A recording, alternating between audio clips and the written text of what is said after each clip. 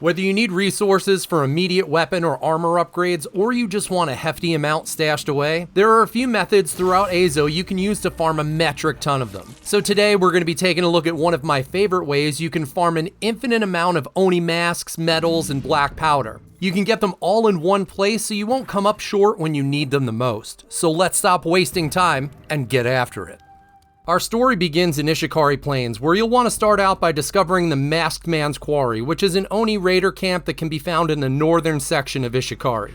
Once there, you'll want to head right down the front path to the encampment and initiate a standoff, which gathers a handful of bad guys together in one neat little package.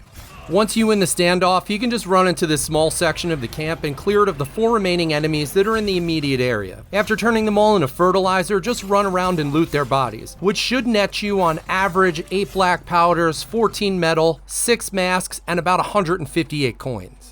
So I figure it's important to note that you can get here really early on in your playthrough with very little trouble. It's actually not much of a heavy lift at all. And sure, you can get these resources through natural progression, but if you're impatient and want some fully upgraded gear to use for as much of the game as possible, it's a surefire way to get it done.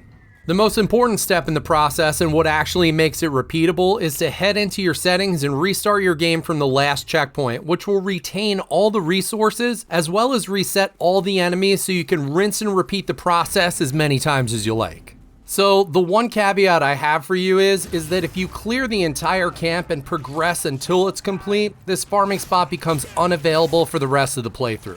The good news is that you can apply the same method of checkpoint reset to get any resource infinitely. In some areas, the checkpoint reset works with ground loot, but that's a story for another day.